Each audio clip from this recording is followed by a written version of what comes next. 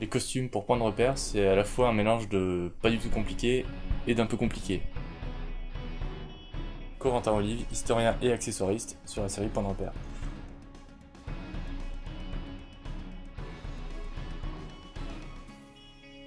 Accessoiriste, ça consiste tout simplement à réunir tous les petits objets, les costumes, les éléments qui pourraient nous servir pour le tournage, fabriquer tout ce qu'on n'a pas ou acheter tout ce qu'on n'a pas. Bon, chaque épisode du coup sera différent dans le besoin des accessoires, parce qu'on aura à la fois besoin de chapeaux, de vêtements, mais aussi tous les objets où on interagit avec.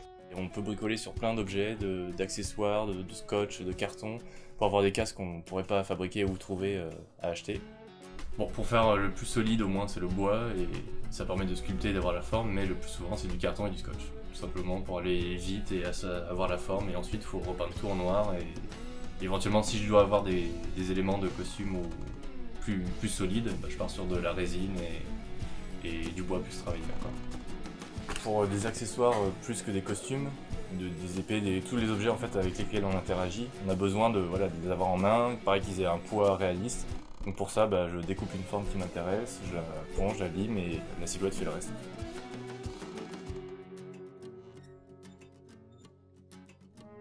Alors là, c'est un costume qui nous sert pas mal. On l'a acheté pour Darwin, une queue de pie achetée au marché aux puces, avec l'ensemble, le gilet, et on s'en sert pour tous les épisodes sur le 19e siècle, parce que ça correspond à l'époque, et en plus la silhouette est quand même super belle.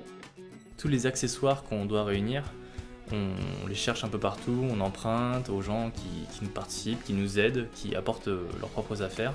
Il y a des choses qui sont belles à l'écran mais qui ne passent pas historiquement, et des fois d'autres qui sont moins jolies en vrai et qui passent très très bien en silhouette.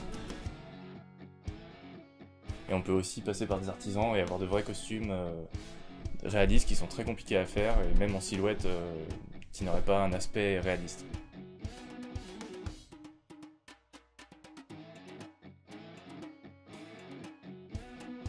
En conclusion, c'est justement ce principe d'ombre de la série qui permet de jouer, de tricher sur un costume, de réunir tous les petits éléments, avoir un mélange de scotch, de carton, de vraie épée, d'un élément plus travaillé qu'un autre, et obtenir sur un personnage vivant la véracité historique qu'on a recherchée.